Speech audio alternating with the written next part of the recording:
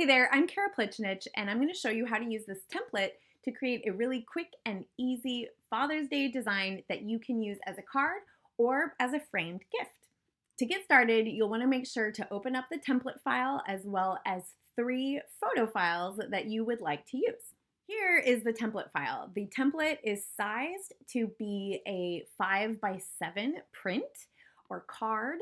And if you want to resize that, you're going to want to grab the crop tool right here. You can press C on your keyboard and then come up here and choose width, height, and resolution. And you can type in whatever dimensions that you want right here. Like maybe you want it to be a 10-inch by 8-inch card. And then we would want the resolution to still be 300. So then you can drag this crop however you need to, and when you're happy with it, you can press enter or click this check mark. And there you go. Now it would be ready for an 8x10. I'm going to undo that because I'm going to keep with the 5x7 that I designed here.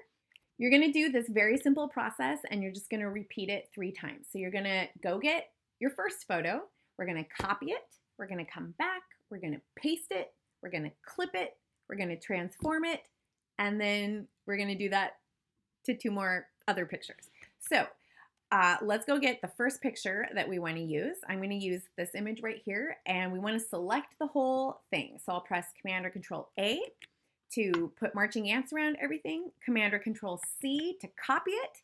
Then I want to come back over to my stencil image, so you can navigate your different open files by clicking the tabs up here.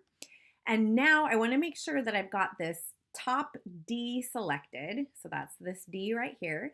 And with that selected in my layers panel, I'm going to press Command or Control V to paste in the image. So that is the first thing. Before we transform this, we want to make it a smart object.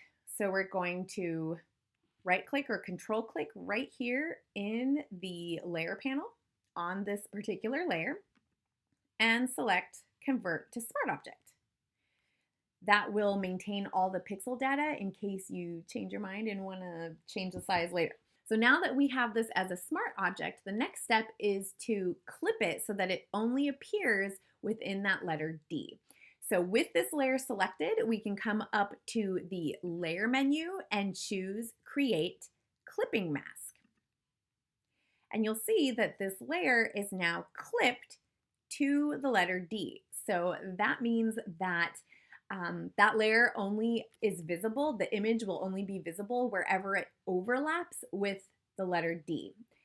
In the layers panel, we see that it's clipped to the letter D because it's got this funky little bent arrow pointing downwards and it's slightly indented.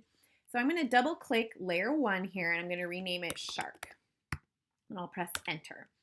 So Shark is now clipped to the D right here. Now we need to transform it. So we'll press Command or Control T to bring up Free Transform. And if you can't see these handles on your screen, because maybe like you're zoomed in like this, and maybe your file's super ginormous, if you can't see those control handles, just press Command or Control and the number 0. And that'll scoot you back so you can grab them. And then I'm going to hold Shift. My preferences require me to hold Shift in order to scale proportionally. Yours may not.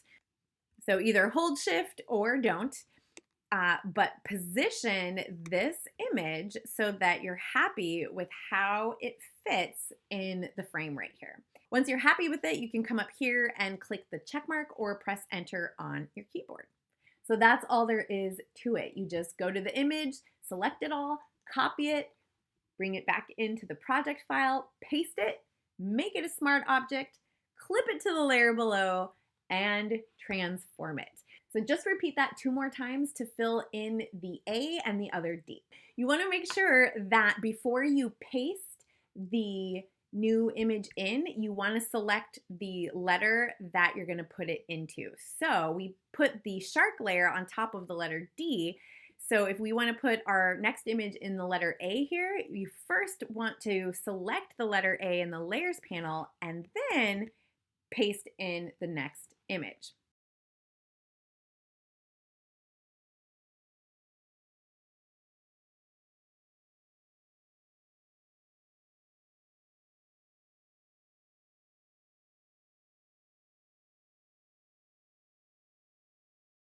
So once you get done with all that, you should have all 3 letters filled with images.